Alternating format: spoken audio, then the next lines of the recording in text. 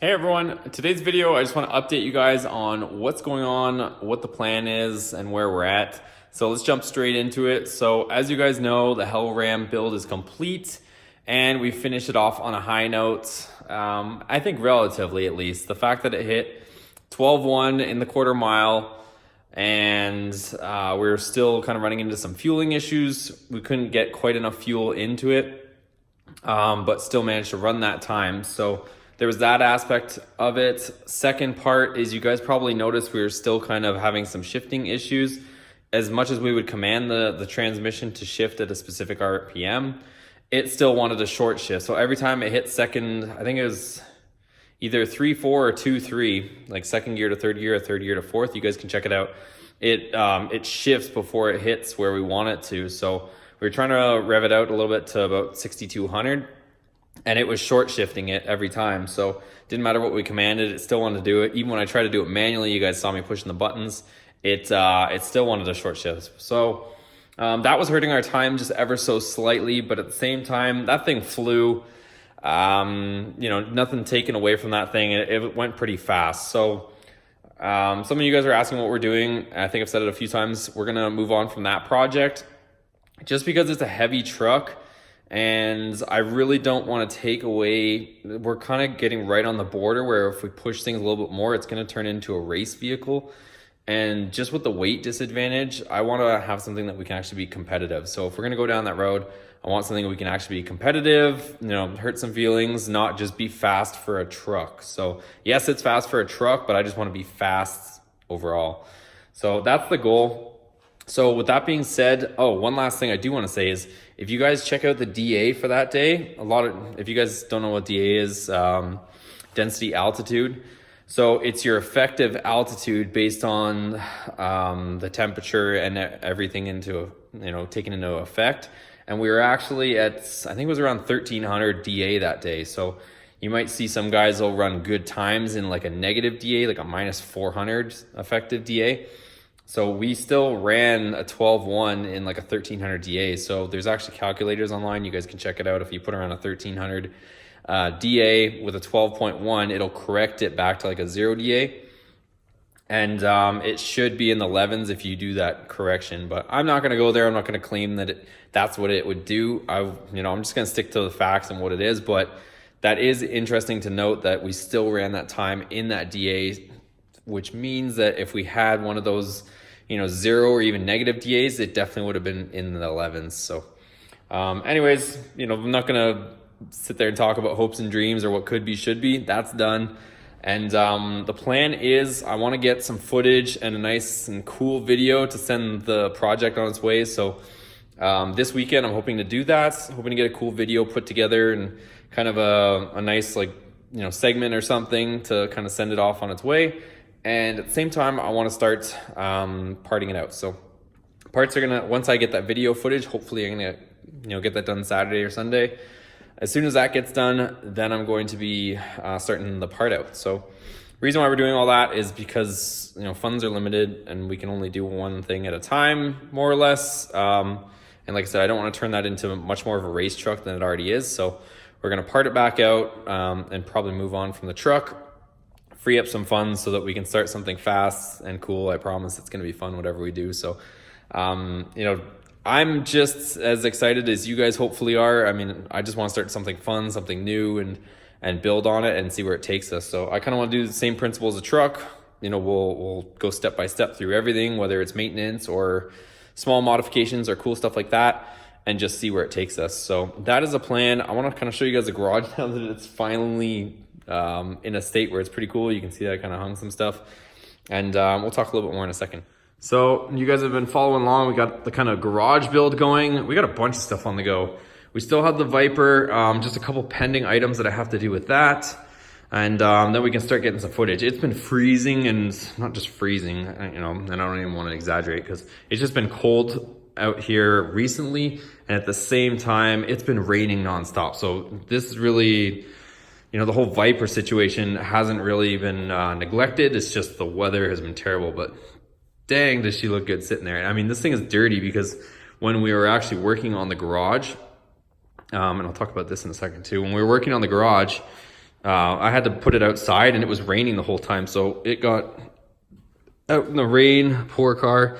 I mean, check that out. It's still dirty. I haven't had a chance to wash it because last weekend we took the truck to the track. But I mean, from here, she looks beautiful. I mean, it's still shiny as heck. So if you guys think it looks good from there, with all this rainwater dirt on it, yeah, she definitely cleans up. So that's why I have the cover sitting back there, not on it. And we're putting up some cool kind of stuff around the garage.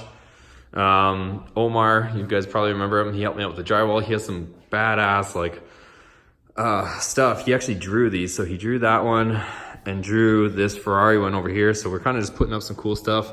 I also have some other stuff. I have a huge Viper banner too that we're gonna hang up.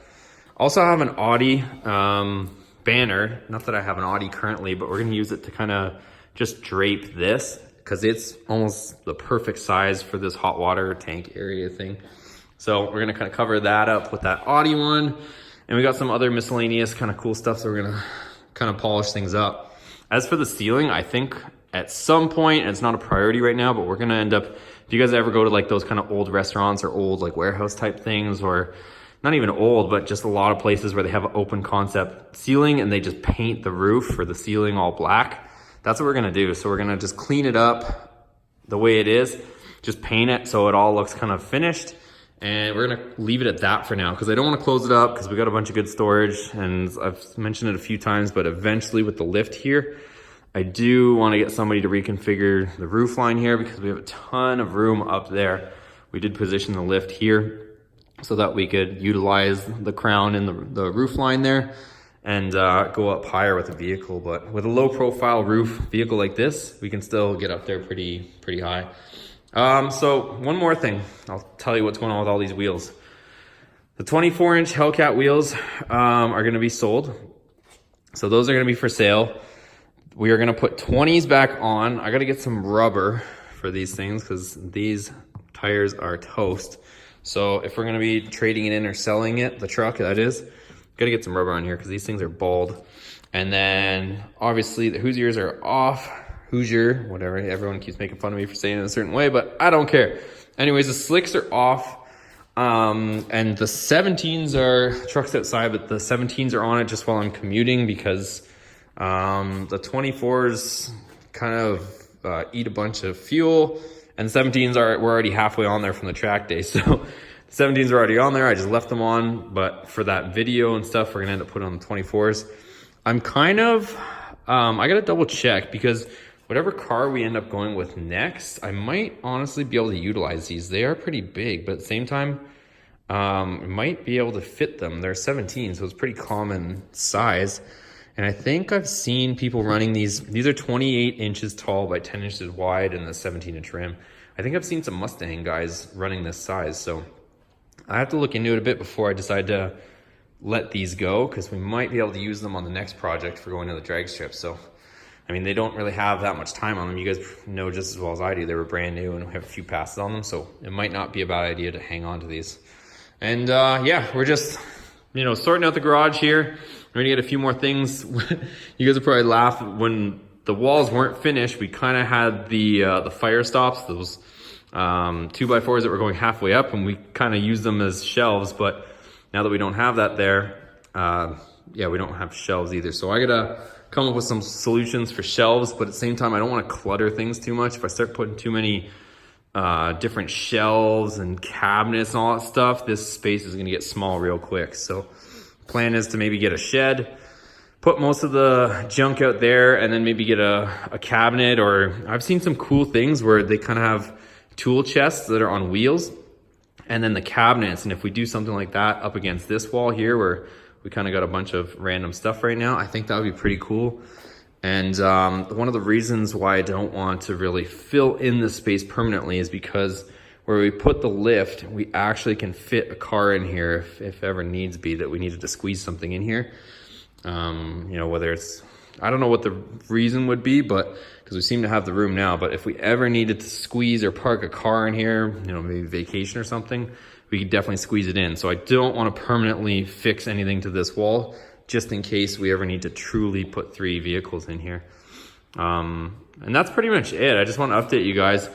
And then if we end up getting the vet, one last side note is we've already measured it that we could put a 4-post lift in here and double stack. So even without having to mess with the ceiling, I know the garage door would have to be, we'd have to extend the rails to go all the way up, but you could actually fit a Corvette and a Viper double stacked here on a 4-post, which is pretty cool. So when the time comes, it's definitely something we're gonna look into.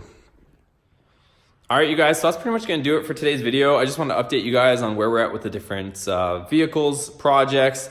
One thing I do have to take care of, like I was mentioning on the Viper, is the thermostat housing gasket. I don't think I have it out here, but it's inside. Thermostat housing gasket, I do have to replace that, so I'll be kind of showing you. I've already shown in a really old video, and it might be almost comical to look at, you know, after we've come so far with the videos, but I do actually have a thermostat replacement video for the Viper. But since I'm in there, I'll show you guys kind of what I'm doing, replacing that gasket, and we'll do that too. Like I said, the HellRAM build, I'm gonna be documenting the full return back to stock too. So I mean, we're gonna put everything back to stock, even like the shorty headers, you know, the cutouts coming off, everything's coming off, the springs, the lowering kit. It's gonna be pretty well bone stock while we're all said and done. So anyways, guys, hope you guys are as excited as I am to get that done. But if you like this video, please give it a thumbs up. Any questions you guys have on the build and stuff like that, let me know. I'm kind of at wit's ends, or having a debate or discussion with myself on whether we should get something cheap and turn it into a rocket, like maybe, I don't know, a $5,000 to $10,000 Corvette or a $5,000 to $10,000 Mustang or something of that nature, or if we can find like a salvage something or other, whether it's even a Challenger or something that's like needs work that we can get for cheap but then put money into it, versus getting an expensive vehicle and going from there. So right now it's kind of open, but we'll have to see once we get the truck you know, back to stock and traded, and we have the money recouped. We'll see what's available, and it's gonna be exciting, guys. So I hope you guys are excited too. Anyways, we'll see you on the next video. Take care.